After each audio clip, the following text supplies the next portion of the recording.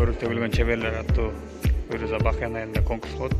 Бул жакта окуучулар сонун жардам берип атат. Ашыпкан эже Эмил Кечи.